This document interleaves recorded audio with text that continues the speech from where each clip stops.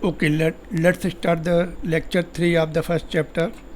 In previous lecture, we have seen quantization nature of the charge, which is q is equal to ne. Q is the charge on the body, and is the number of uh, what is called electrons or protons, and e is the n is the integer, in fact, which indicates the number of electrons or protons transferred, and e is the charge, smallest unit of charge, 1.6 into 10 to the power minus 19. So based on that, some numericals we did, and now we are going to see the homework first. Okay, this was the first homework. 10 to the power 9 electrons moved out of the body per second, है ना.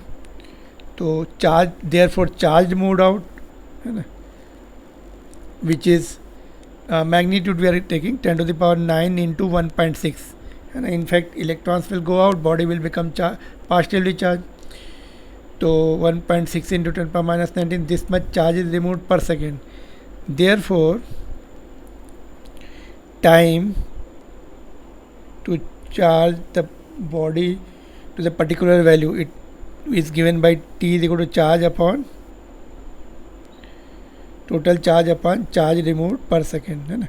Total charge कितना करना है body को, given total charge and divide by the charge removed per second, है ना. Charge removed per second, तो total charge 1 coulomb करना है. Charge removed per second is 1.6 into 10 to the power minus 10. If we solve it, it comes 6.25 into 10 to the power 9 seconds, which is roughly 198 years. Quite a big time. You are charging the body by 1 coulomb will take nearly 198 years, and if you are removing the electrons 10 to the power 9, 1 billion electrons per second you are removing, then also it will take lot of time. 1 coulomb charge is very big charge. Got it? Similarly, next question, how much positive and negative charge, and for that already hint was given to you. तो charge निकालने के लिए number of moles पता लग जाए, Avogadro's number से multiply कर देंगे. दिस मीनी total number of molecules will be there. In each molecule 10 protons, and charge on each proton this much.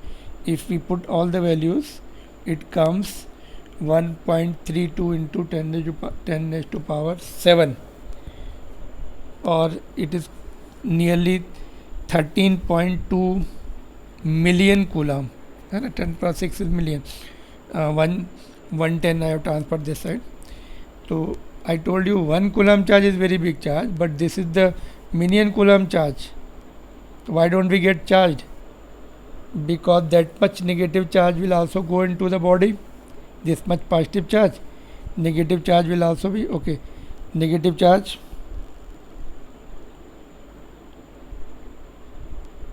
same amount, because that many electrons are there, 100 power 7 coulomb. Therefore net charge is 0, and okay, net charge is 0.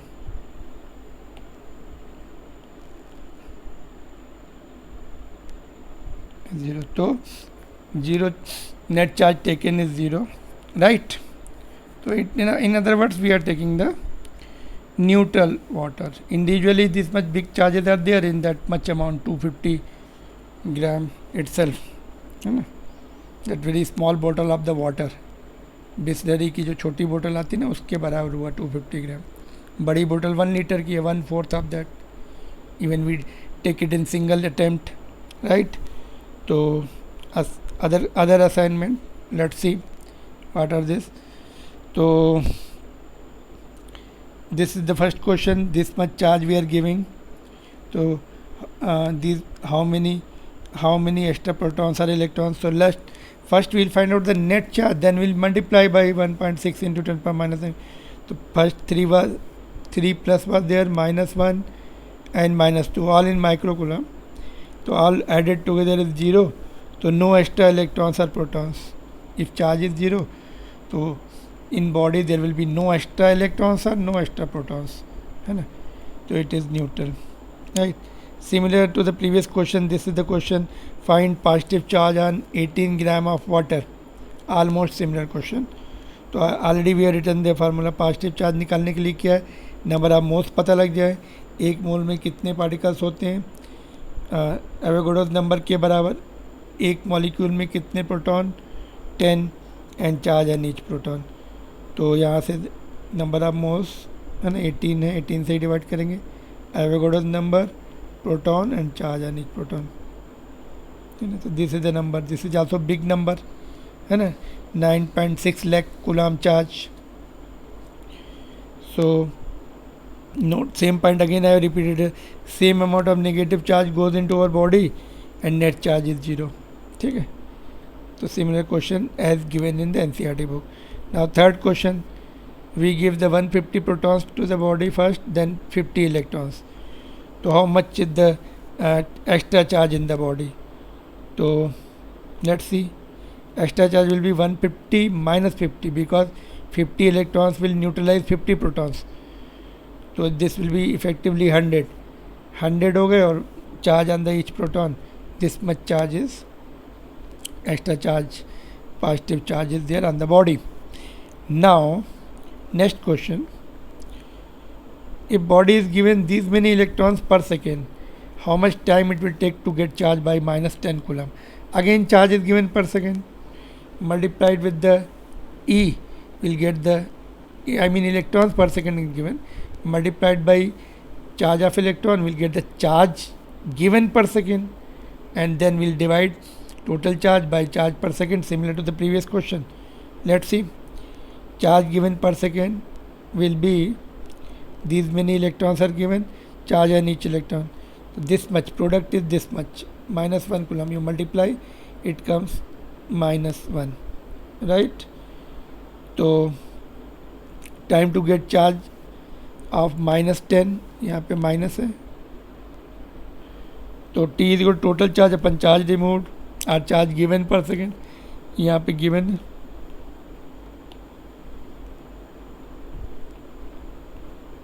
ठीक है. तो -10 divide by -1 पर second, तो that comes 10 seconds. In 10 seconds it will be charged by the -10 coulomb, because in this case number of what is called electrons removed are quite a big number, right? You see 10 to the power 18 numbers removed are much bigger than the previous case, right? Now which body will have more mass? Already this was discussed yesterday, no problem. Now moving on to the next topic. Next topic is our Coulomb's law. Coulomb's law in electrostatics is about the force between the 2 point static charges, and only 2 point, 2 charges के बीच में. If more than 2 charges are there, we use the vector law, है ना. तो vector law in Coulomb's law. Coulomb's law is valid for two point charges. So we will find out the pair of charges, force on the pair of charges, and then we will apply the vector law. We will see further. First let us learn about the force between the 2 charges. Suppose this is a Q1, this is Q2 separated by R. तो F21 क्या है? Force on Q2 by Q1. Here this is magnitude of force on Q2 by Q1 is F21, which is equal to K. This is the constant of proportionality. Mod of Q1 into Q2. Mod means we are going to take positive sign for even for negative charge, and direction of force we will write separately. Initially we will find out magnitude, then we will write attractive or repulsive. For all the vector quantities in this chapter, we'll use the magnitude of charge, and direction we are going to give separately.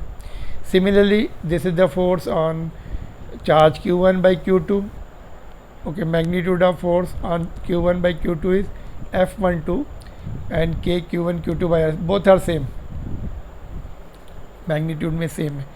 Both apply equal and opposite forces on each other irrespective of the charges are different q1 and q2, but forces applied on each other is same in magnitude and opposite in direction to each other. Therefore, force between them, and we are right in simplified form, and we are removing 2 and 1 and 1 and 2.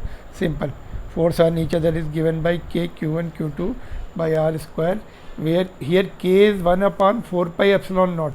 This constant of proportionality has got three constants, 4 pi and epsilon naught. ठीक है, pi you know, value of pi you know, but epsilon क्या है? Epsilon is this symbol looks like E. It is known as epsilon, and epsilon naught is what? It is the permittivity. It is a physical quantity known as permittivity of epsilon is permittivity, है ना? Epsilon is permittivity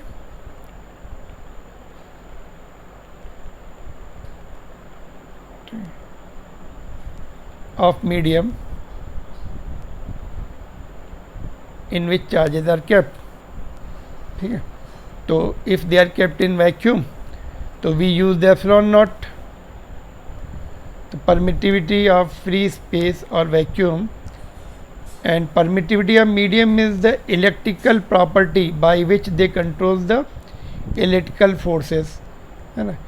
Electrical effect we can call it, and permittivity indicates the electrical property of each medium. Vacuum will have different permittivity, water will have different permittivity, and glass will have different permittivity, metal will have different permittivity.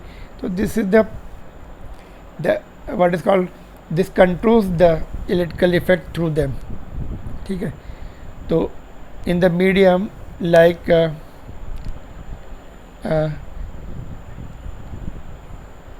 electrical effects in the medium like forces, field, etc. है ना? In different medium, forces between the charges will be different, and forces are maximum in vacuum. Forces are maximum in vacuum, है ना? In other medium, forces will decrease, right? So we'll see the values for vacuum. Permittivity is this much, 8.854, roughly 9 into 10 to the power minus 12, and unit will be from the above formula, this formula we can find out the unit.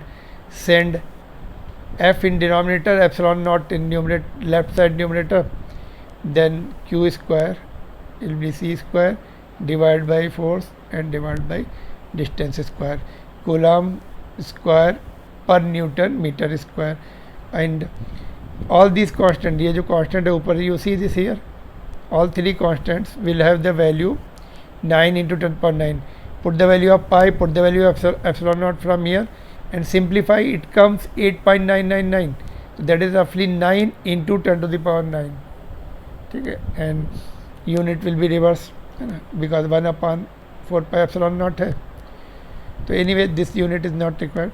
Now air also has almost same value of permittivity as that of vacuum. Therefore, in vacuum or air, force will be this. ठीक है, तो 9 into 10 raised to power 9, and mod of q1 q2 and r square unit is Newton. So this is the formula we are going to use.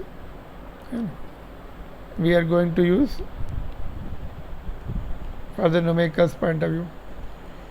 Okay, the magnitude of force every time we'll calculate, and direction will write separately. If both the charges are positive or negative, repulsive force. If one is positive, other is negative, it will be attractive force. Now some important points about the Coulomb's force. Let's see what are those. Both apply equal and opposite forces on each other irrespective of the magnitude of each charge, है ना? Already we have discussed this point. दोनों equal and opposite. Charge छोटा बड़ा हो, suppose one is 1 coulomb, other is 1000 coulomb, but 1 coulomb will also apply the same force as 1000 coulomb apply on this. ठीक है? Okay, valid for static charges. Why? Because if they move, there is a magnetic field produced, the forces will change. Magnetic force will also be applied. It obeys inverse square law, that is 1/r², है ना। Denominator में देखो 1/r², ठीक है। Not what is called, it is called inverse square law. Square भी है, inverse है, मतलब डिनोमिनेटर में है ना। And it is central force.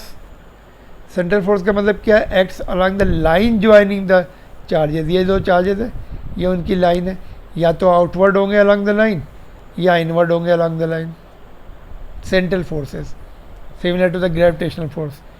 This property is also there for gravitation, this is also there, these two properties are same, this is also same, है ना। mass both the masses are apply equal and opposite force, है ना।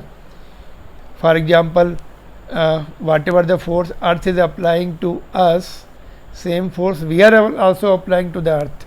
जितना force earth हमें लगाती है every moment, we are also applying the force, same force। but if we jump from some height, तो our we come down, why? Because force is same, but since our mass is less, therefore acceleration is equal to force upon mass, so we have the more acceleration as compared to earth। earth has negligible acceleration, so we go down, ठीक है। it is conservative force है, तो we have the many advantages, that potential energy converts into kinetic energy converts into potential energy, and vice versa। we get rid of the variable conditions by using the law of conservation of energy, so we have the many advantages। depends on the medium between the charges, this force depends upon the medium between the two charges, है ना। Water में force बहुत कम हो जाता है, और it can be attractive and repulsive. ये दो पॉइंट डिफरेंट है ग्रेविटेशन में। ग्रेविटेशन का फोर्स मीडियम पे डिपेंड नहीं करता है और हमेशा अट्रैक्टिव होता है, ऑलवेज अट्रैक्टिव। ये दोनों है, रिपल्सिव भी है, मीडियम पे डिपेंड भी कर रहा है। तो these 2 points are different in gravitation force,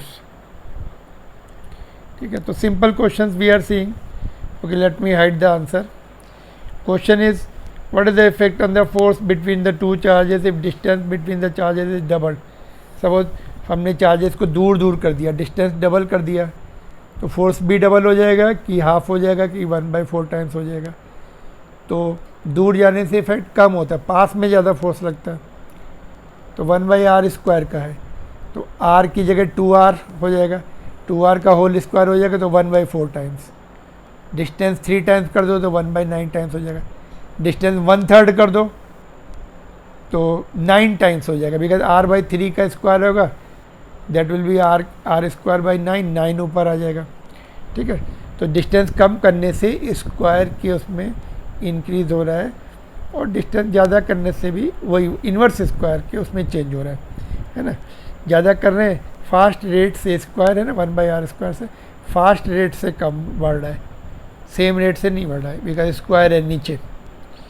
तो ऐसे देखो ये क्वेश्चन भी है, you can just do it quickly. Find the force between the 2 point charges each of 1 coulomb separated by 1 meter। try yourself, try to do it, then I will show you the answer।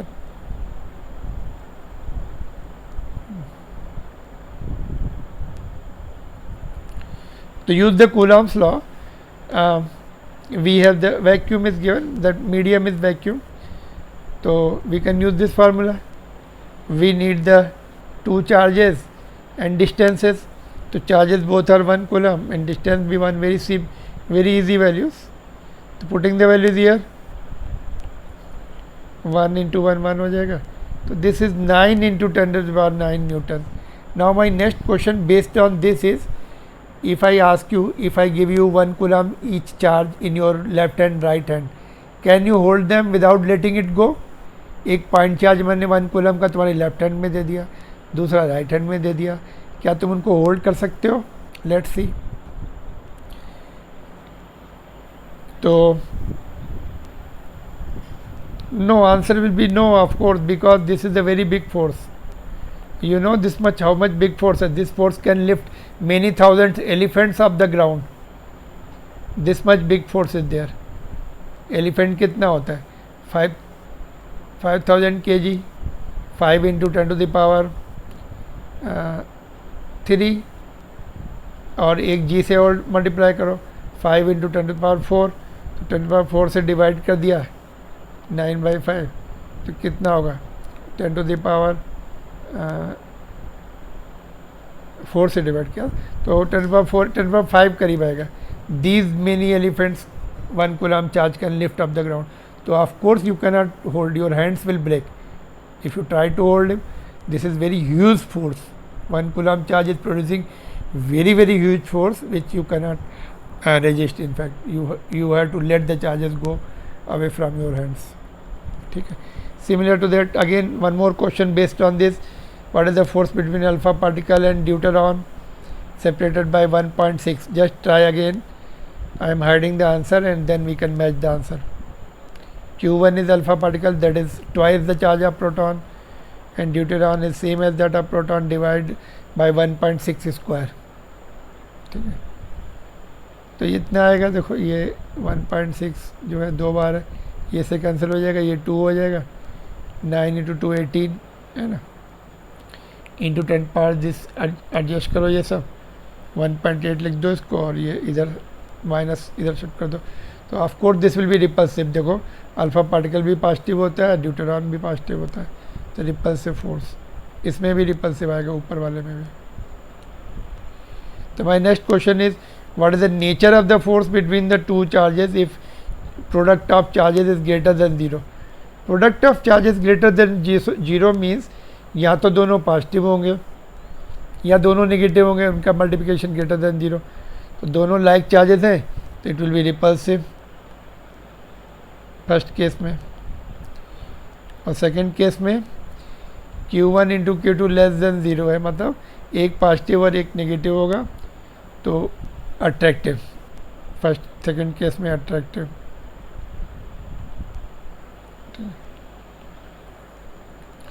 तो let's see some questions from NCERT book 1.1, first question of the first chapter. तो let's see what is given. What is the force between the two small charged sphere having the charge this and this, place 30 centimeter per? Q1 is given, Q2 is given, and distance 30 centimeter, 0.3 meter का square, and then you put it, your answer will be this much.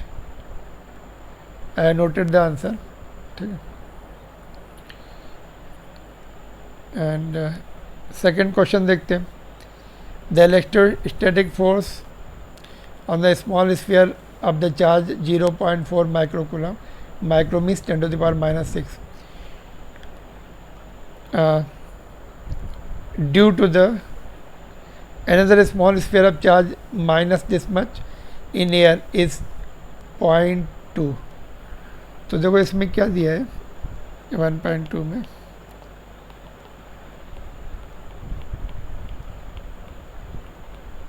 Mod लिखना है, minus नहीं लिखना है, upon R square. तो यहाँ पे value put कर दो 0.2,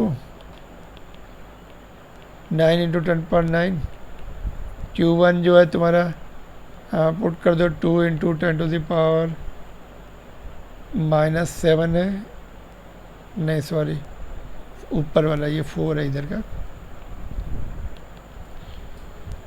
0.4 है, माइक्रो में 10 टू द पावर -6। दूसरा चार्ज जो है मॉड में लिखेंगे ना तो वो प्लस ही होने वाला है ना, यहाँ पे माइनस लिख रहा हूँ 0.8 micro 10 to the power -6 mod upon R square. तो solving is just you can do it, तो R will be 0.12 metre, that's 12 centimetre, और अट्रैक्टिव फोर्स रहेगा ये, एक पॉजिटिव है एक नेगेटिव है, ठीक है। तो this is the question, direct formula base. We have the 4 things here, देखो 1 2 3 4, तो इसमें 3 चीज़ें दी हैं, 1 is unknown and this is the constant, ठीक है। तो you have to identify each of them, put it properly, convert into SI unit and solve it, है ना। एंड 12th क्वेश्चन देखते हैं अभी। Two insulated charged copper sphere A and B have their centers separated by the distance 50 centimeter, 0.5 meter. What is the mutual force of electrostatic repulsion if the charge on each? Q1 Q2 दोनों दिए हैं और R दिया है, 3 parameter हो गया और चौथा निकालना है. The radius of A and B are negligible, मतलब पॉइंट चार्जेस लेने हैं. एक्सटेंडेड बॉडी होती है तो फिर इंटीग्रेशन का चक्कर पड़ता है. ठीक है, तो इसमें वैल्यू पुट कर दो, ये इसी ऊपर वाले फार्मूले में एफ आ जाएगी. Q1 Q2 दिया, आर दिया, बस इसको 0.5 मीटर में कन्वर्ट कर लेना है ना. तो ये आंसर आ जाएगा. What is the force of repulsion if each sphere is charge double the above amount and distance between them is halved. B part में देखो क्या हुआ, चार्जेस डबल हो गए, 2 × 2 हो जाएंगे और डिस्टेंस हाफ हो गई, ये भी 1/2 का स्क्वायर, तो 16 टाइम्स ऑफ एफ. तो एफ पहले कितना था, ये 1.5 आया था, तो ये 0.24 न्यूटन आ जाएगा. या फिर तुम अलग से कर सकते हो, चार्जेस को डबल कर लो, ऊपर दिए हैं, ट्वाइस कर लो. डिस्टेंस कितना था, 50 था तो 25 कर लो, सॉल्व करके देख लो, नथिंग बिग डील. अगर तुम्हें टाइम बचाना है तो ऐसे कर लो, नहीं तो फिर पूरा सॉल्व करो. ठीक है. Now important note is this कि if two identical metal balls are brought in contact with the contact, then charge on each ball will be total charge का हाफ, Q1 + Q2 by 2. दोनों पे जो भी charge है उसको add करके divide by 2. For example 2, एक के ऊपर 2 है, दूसरे के पास 6 है, तो टोटल कितना होगा, 8 डिवाइड बाई 2, 4 ऑन ईच, है ना. समझ एक के पास 2 है, दूसरे के पास -2 है, तो टोटल 0 ही हो गया, तो 0 ऑन ईच, न्यूट्रलाइज हो जाएंगे दोनों. एक पे Q1, दूसरे पे एक पे Q और दूसरे पे भी Q, तो Q + Q, 2Q/2, Q बचेगा, है ना. बट अगर आइडेंटिकल नहीं है तब कैसे निकालेंगे, तब ये नहीं काम करेगा. उस समय फिर हम पोटेंशियल का फार्मूला यूज़ करके, है ना, एक इक्वेशन पोटेंशियल की बनाते हैं, दूसरा कंजर्वेशन ऑफ चार्ज से 2 इक्वेशन बना के सॉल्व करते हैं. बट इसमें एक न्यूमेरिकल्स है 13th इसी टॉपिक का, therefore we have to learn this. इसमें क्या बोल रहा है, spheres A and B in the previous question have identical sizes, है ना, और third spheres of same size but uncharge is brought in contact with the first. तो first में Q था और जो तीसरा जो C है अनचार्ज था, उसको इसके साथ टच करेंगे तो Q + 0/2, Q/2 दोनों पे रह जाएगा. तो बाद में इसमें कितना हो गया, Q/2 हो गया. फिर क्या किया, उसको इसके साथ भी टच किया, तो Q C पे कितना आ गया, Q/2 और उसका आधा दोनों पे आएगा. तो ये कितना आ रहा है तुम्हारा, 3Q/4. अभी इसके बाद 3Q/4 बचेगा. पहले Q एंड Q था, एक A को पहले इसके साथ टच किया, सॉरी C को, तो उस Q/2 लेके फिर वो इधर आ गया, इसको टच किया, Q/2 + Q, 3Q/2, आधा इसके पास रहेगा, आधा वो लेके चला जाएगा. तभी न्यू चार्ज ऐसे हो जाएंगे, है ना. तो नया फोर्स कितना हो जाएगा फिर, या तो फिर से वो चार्ज आधा कर लो, इसका चार्ज 3/4 कर लो, डिस्टेंस वही है, फिर से मल्टीप्लाई कर लो, या फिर ऐसे कर लो. New force will be, charges का जो है 1/2 इसका, 3/4 इसका, डिस्टेंस वही है, times of the previous force, 3/8 times of the previous force. Previous force जो भी था उसका 3/8 टाइम्स कर लो. या फिर आइदर जो चार्जेस हैं तो उसको, जस्ट मिनट है, just batteries,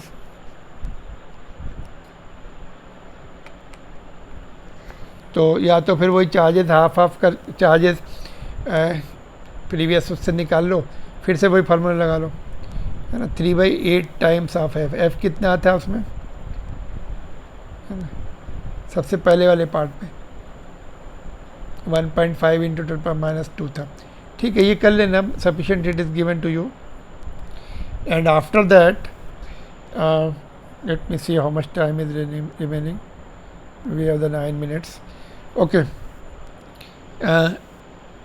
Another situation is this.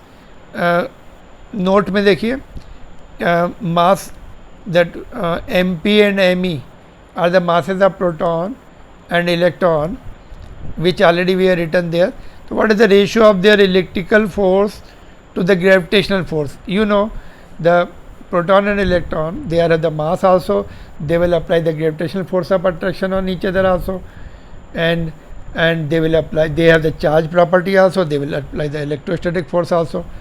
तो क्या करेंगे, उनका इलेक्ट्रिकल फोर्स का वही फार्मूला है, F E is equal to K Q1 Q2 by R square, और ग्रेविटेशन फोर्स का formula G M1 M2 by R square. अगर हम इनको डिवाइड कर दें तो आर स्क्वायर तो कैंसिल हो गया, ठीक है, और चार्ज Q1 Q2 है ना, ई लिखते हैं प्रोटॉन इलेक्ट्रॉन के चार्ज के ऊपर, ई स्क्वायर अपन जी M1 M2। ठीक है, अभी इनकी वैल्यू पुट कर देंगे, ई कितना हमें पता है 1.6 वाला, और जो के है, के जो हम लोग यूज़ करते हैं वो 1/4πε0 है। यहाँ पे देखो के जो हमने यूज़ किया है 1/4πε0 है, उसकी वैल्यू पता रहती है हमें 9 × 10⁹। M1 M2 मासेज हमने प्रोटॉन इलेक्ट्रॉन के पहले लिखे या दिए होंगे, तो इनको सबको वैल्यू पुट कर दो, तो you see how much big the electrostatic force is there, है ना, 10⁻39 के ऑर्डर का है as compare to gravitational force. तो gravitational force is very very weak as compared to electrostatic force between the charged particle. Alright, so this just to have the rough idea how much weak the gravitational force is there. So that is what solid example of your NCERT book is there. You can go through almost all the points I have told you. Now this is the other question. If the charged pendulums are in equilibrium, write the relation for tan theta. Theta is the angle here, this side angle made by the one of the pendulums. Q2 ने vertical के साथ theta बनाया, this I don't know, will it be same और different, okay, this point will discuss later on. तो इसकी equilibrium देखते हैं, इस पर कितने फोर्सेज होंगे। ये वाला जो चार्ज है उसको इलेक्ट्रिकल फोर्स लगाएगा इधर, वेट अर्थ उसको नीचे खींचेगी mg, तो ये टेंशन का ये कंपोनेंट जो होगा mg को बैलेंस करेगा, टेंशन का ये कंपोनेंट जो है इलेक्ट्रिकल फोर्स को बैलेंस करेगा। तो जब ये बैलेंस हो जाएंगे तो पेंडुलम कहीं ना कहीं इक्विलिब्रियम पे आ जाएगा। अगर ये एंगल हमने थीटा लिया है तो ये भी थीटा होगा, अल्टरनेट एंगल होते हैं, है ना। ऐसे सपोज दो वर्टिकल लाइन है और इंक्लाइन लाइन हमने ड्रा की, तो ये थीटा है तो ये भी थीटा होगा, है ना। तो लेट्स सी, दोनों इक्वेट कर दो पहले, ये T sine theta, T is the tension is equal to electrical force, और ये T cos theta is equal to weight gravitational force. दोनों को डिवाइड कर दो, यहाँ पे हमने क्या किया, डिवाइड बोथ इक्वेशन, है ना। ये ऊपर वाली दोनों इक्वेशन डिवाइड कर दिया, टी टी कैंसिल होएगा, sine theta upon cos theta tan theta आ गया, electrical force upon mg। Electrical force की वैल्यू लिखनी है तो K Q1 Q2 by R square, R ये डिस्टेंस आएगी, ये डिस्टेंस निकाल सकते हैं। अगर ये L दिया है और ये थीटा है तो ये हाफ डिस्टेंस कितनी आएगी, r/2 sine theta is equal to r/2 by L, provided ये एंगल भी सेम हो, नहीं तो फिर मुश्किल होगी। ठीक है, तो एनीवे नाउ यहाँ पे देखो tan theta inversely proportional to m, can you see, tan theta जो है ना इन्वर्सली प्रोपोर्शनल टू, ये देखो इन्वर्सली प्रोपोर्शनल टू m है। इसका मतलब bigger the mass smaller will be the angle, है ना। बुक्स में हमेशा सेम एंगल लेते हैं, क्यों, मास पे डिपेंड करता है, मासेस सेम होंगे तो एंगल सेम होंगे, है ना। सपोज एक मेटल का बॉल लो, एक कॉर्क कर लो या थर्मोकोल कर लो, थर्मोकोल का बहुत दूर भाग जाएगा, है ना, मेटल वाला थोड़ा सा एंगल बनाएगा। तो मास डिपेंडेंट है ये। Generally most of the question masses are same, है ना, और मासेज सेम है तो एंगल सेम होगा, ठीक है। चार्ज पे डिपेंड नहीं करेगा, because charge four electrical field के फार्मूले में दोनों चार्ज आ जाते हैं, है ना। तो सैटेलाइट के अंदर क्या होता है, देखो सैटेलाइट में क्या होगा, ग्रेविटी का इफेक्ट ख़त्म हो जाता है, इनइफेक्टिव हो जाती है। तो ये mg का इफेक्ट ख़त्म हो गया, तो ये जो है उसको इलेक्ट्रिकल फोर्स पूरा ऐसे ले आएगा, यहाँ पर दोनों स्ट्रिंग ऐसे हो जाएंगी, तो वर्टिकल के साथ 90 डिग्री एंगल बनाएंगी, ठीक है। तो थीटा विल बी 90 और r will be equal to 2l, because l इसका लेंथ, l इसका लेंथ, तो 2l हो जाएगा, है ना। तो यहाँ पे पुट कर देंगे r की जगह ये जो फार्मूला है, ये 2l यहाँ पुट कर देंगे, है ना। तो ग्रेविटी तो इलेक्ट्रिकल फोर्सेस क्या करते हैं, उसको दूर भगाने की कोशिश करते हैं, है ना, और ग्रेविटी उसको नीचे रखने की कोशिश करती है, अर्थ के सेंटर की तरफ खींचती। तो जहाँ कहीं पर बैलेंस हो जाएंगे फोर्सेस, वहाँ पे वो इक्विलिब्रियम में आ जाएगी, and hence it will then we can find out angle theta, है ना। थीटा किस पे डिपेंड करेगा, बहुत सारे फैक्टर हैं इसमें। चार्जेस ज़्यादा होंगे, देखो यहाँ पे चार्जेस ज़्यादा है तो थीटा बड़ा हो जाएगा, है ना, और मास कम है तो थीटा बड़ा हो जाएगा, ठीक है। तो further we can do the calculations. Now let's see how much time is there, can we see the permittivity. Okay, permittivity is a new topic, we can just cover this topic also. देखो permittivity of medium, है ना, medium की permittivity मतलब जिस medium में charges हैं उसकी जो प्रॉपर्टी है, इलेक्ट्रिकल प्रॉपर्टी, वो डिसाइड करेगी कि जो फोर्सेस हैं कितने होंगे, कम होंगे कि ज़्यादा होंगे। तो it is the electrical property of medium which controls the electrical force between the charges, ठीक है। तो उस पर डिपेंड करेगा, मतलब मीडियम पे डिपेंड करेंगे फोर्सेस, तो ठीक है। परमिटिविटी का सिंबल एप्सिलॉन है, ई जैसा लिखते हैं ना, थोड़ा सा कर्व्ड शेप में। नाउ रिलेटिव परमिटिविटी और डायलेक्ट्रिक कांस्टेंट ऑफ मीडियम, तो दो नाम है इसके, देखो रिलेटिव परमिटिविटी भी है, डायलेक्ट्रिक कांस्टेंट भी है। देखो इसका सिंबल एप्सिलॉन आर भी है या के भी है, लास्ट में एनसीईआरटी बुक में के लिखा है, पहले ये लिखा, ठीक है। कैपिटल के है, ये वाला जो हम बीच में यूज़ करें ये स्मॉल के है, ठीक है। तो इसलिए better we don't use this K, will use this to avoid the confusion, ठीक है। तो रिलेटिव परमिटिविटी क्या है, वैक्यूम से रिलेट करते हैं, किसी भी मीडियम की इलेक्ट्रिकल प्रॉपर्टी वैक्यूम से रिलेट की जाती है ना। तो ये सपोज ये हमारा एक मीडियम है ना, तो उसकी रिलेटिव परमिटिविटी हमें डिफाइन करनी है, उसकी परमिटिविटी एप्सिलॉन है और वैक्यूम की एप्सिलॉन नॉट है। तो इसका जो रेशियो है, इसका और इसका रेशियो, उसको हम रिलेटिव परमिटिविटी बोलते हैं। तो let's see, it is the ratio of permittivity of medium epsilon to the permittivity of vacuum, that is epsilon not.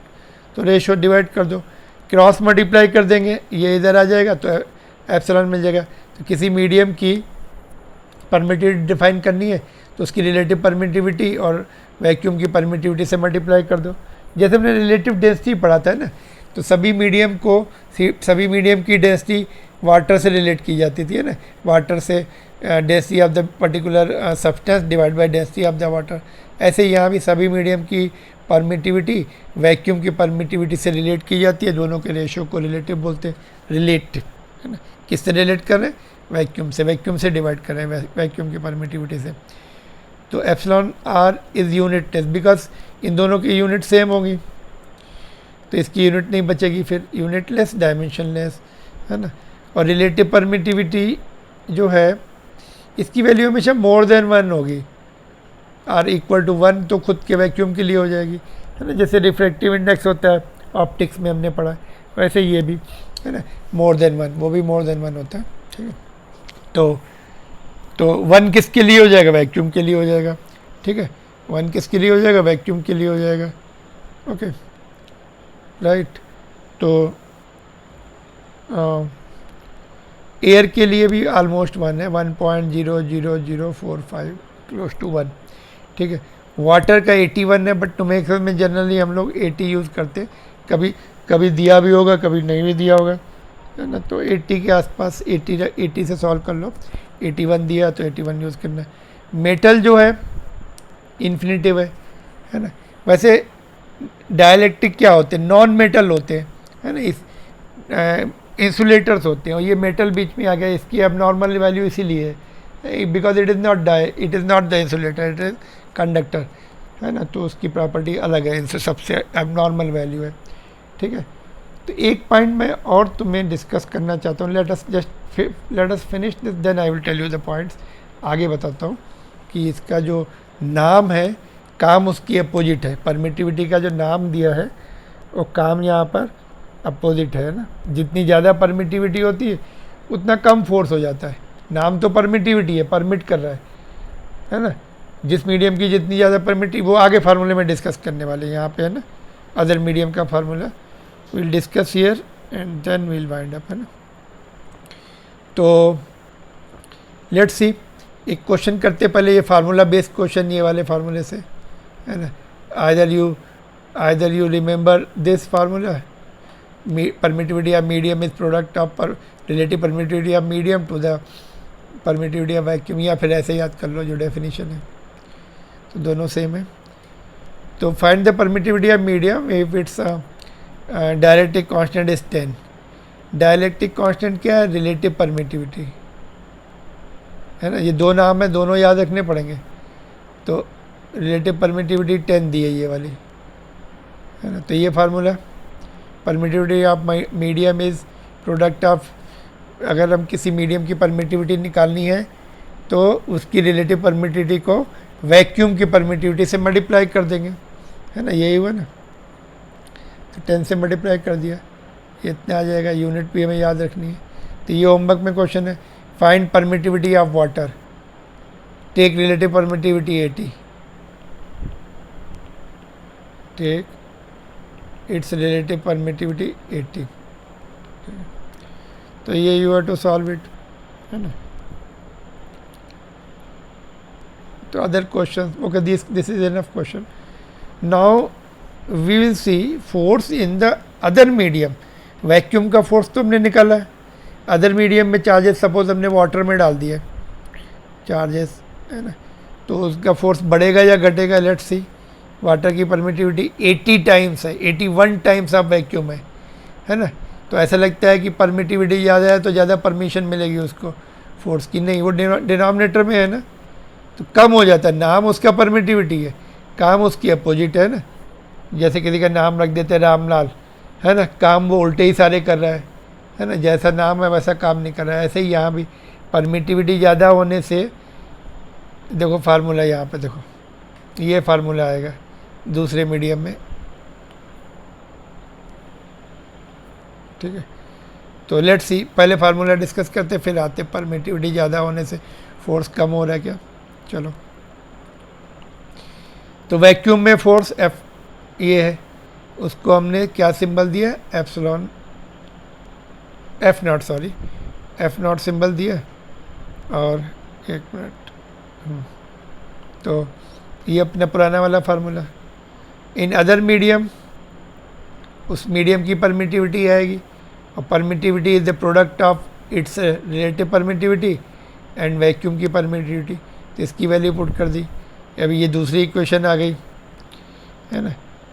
और एक पॉइंट तो यहाँ से देखो, ये जो एप्सिलॉन आर मोर देन 1 है, यहाँ पे देखो वैक्यूम का 1, बाकी में therefore force in the other medium decreases. जितनी ज़्यादा परमिटिविटी मीडियम की उतना कम फोर्स। वाटर की 81 है तो फोर्स 1/81 टाइम्स हो जाएगा, है ना। इसीलिए उसमें डिज़ोल्व हो जाते हैं। NaCl डालो ना वाटर में, सॉल्ट डाल दो, वो डिज़ोल्व हो जाएगा। Na एंड Cl के बीच में जो फोर्स लग रहा है,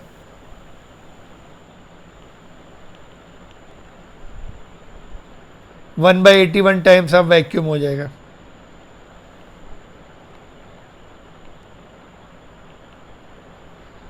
राइट, तो क्या होगा, अभी दोनों क्वेश्चन, अभी हम दोनों इक्वेशन को डिवाइड कर देते हैं, क्लियर? इक्वेशन डिवाइड इक्वेशन 1/2, तो 1 ये है और 2 ये है, इधर तो ये आ जाएगा, इधर सब कैंसिल हो जाएंगे,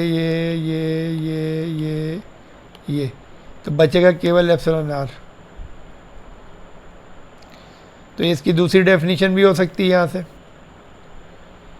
relative permittivity the ratio of the force between the two charges in vacuum and force between the same two charges in that medium without changing the distances. तो ये दूसरी डेफिनेशन है परमिटिविटी की, ये होमवर्क में लिख लेना, ठीक है?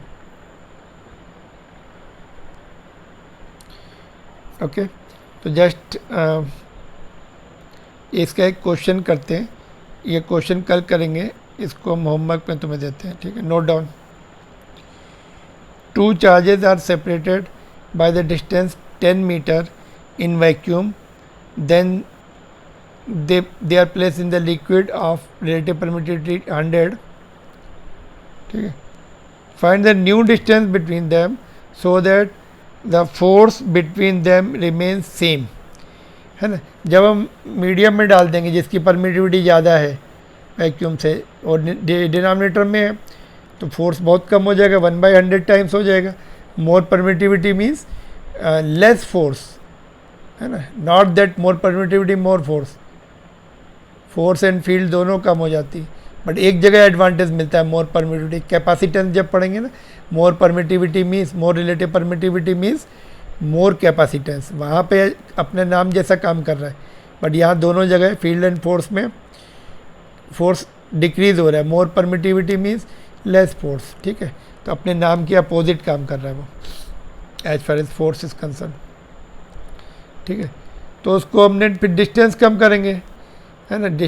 फोर्स तो अभी कम होने वाला है 1/100 है, तो बोला कि डिस्टेंस कम कर दो और न्यू डिस्टेंस पता करो कि फोर्स उतना ही हो जितना वैक्यूम में था। तो solve it and tomorrow we are going to discuss.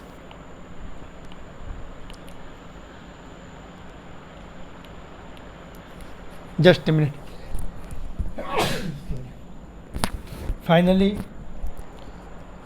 finally we are going to see the what is called homework questions, then we'll pack up and tomorrow we'll discuss the that homework questions. Okay, coming here, next 5 questions, these have been discussed. Now next 5 questions are here. Write 4 properties of charges, ठीक है? Just note down from your notes. Quantization nature you have to explain. Then next question is ratio of point charges is 1:10 magnitude उनका, एक अगर 1 coulomb है दूसरा 10 coulomb है. What is the ratio? What will be the ratio of magnitude of Coulomb force between them? Coulomb force का ratio बताना है. Then find the magnitude and nature of the force between the electron and proton 1 meter apart. उसके calculation भी करना है और ये भी बताना है अट्रैक्टिव या repulsive. Find the permittivity of water if dielectric constant is 80. ठीक है. और यहाँ पे एक क्वेश्चन और मैं लिखता हूँ, 10 का बी पार्ट, ये ए है. डिफाइन relative permittivity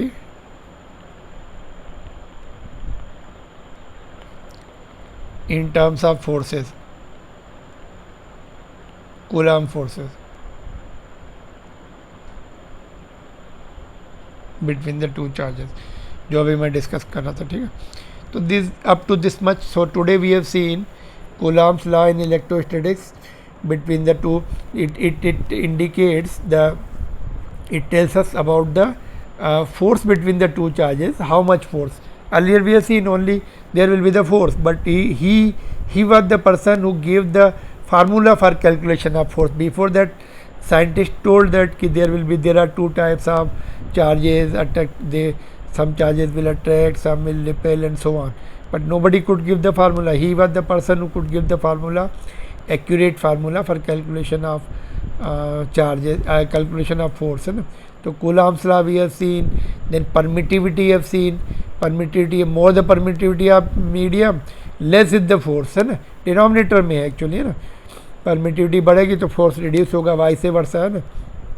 वैक्यूम की परमिटिविटी सबसे कम है and therefore force is maximum in the when the charges are in vacuum और एयर, ठीक है। In other medium they are going to decrease, है ना। In water force between, when we put the salt into the water, it dissolves very easily because force between sodium and chlorine decreases by the factor 1 by 80 or 1 by 81 as compared to air when they are in air. Okay, so these are the points we have learned.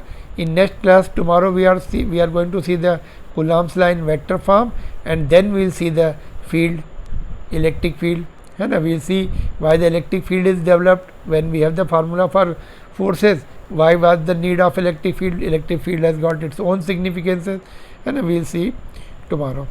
Okay, thank you very much.